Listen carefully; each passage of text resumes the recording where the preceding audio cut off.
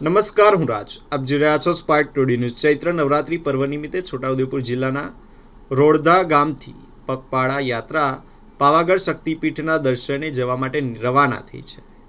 ચૈત્રી નવરાત્રી દરમિયાન ગ્રામ્ય અને આદિવાસી વિસ્તારોમાં પણ ઉમંગ, ઉત્સાહ અને શ્રદ્ધા સાથે શક્તિની આરાધનાનો પર્વ ઉજવાઈ રહ્યો છે. છોટાઉદેપુર જિલ્લા સહિત સમગ્ર દેશમાં ચૈત્રી નવરાત્રીનો પર્વ જ્યારે ધામધૂમથી ઉજવાઈ રહ્યો હોય ત્યારે ગ્રામ્ય વિસ્તારોમાં પણ એક અનોખી આસ્થા જોવા મળી રહી છે. આજ અનુસંધાને છોટાઉદેપુર જિલ્લાના રોડધા ગામથી પાવાગઢ શક્તિપીઠના દર્શન માટે ભક્તોનો પગપાળા સંઘ જવા માટે રવાના થયો છે. છેલ્લા લગભગ 25 વર્ષથી ગામના લોકો દ્વારા ચૈત્રી નવરાત્રિના પાવન અવસરે સંઘ લઈને પાવાગઢ પહોંચી માતાજીના દર્શન કરી ધજા ચડાવવાની પરંપરા નિભાવતા આવ્યા છે.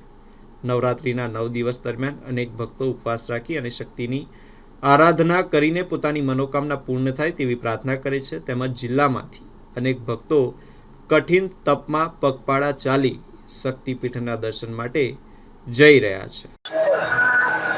હું રોડધાનો રહેવાસી છું, હિંમતભાઈ રાઠવા. સોડી ફળિયા મારું ફળિયું છે.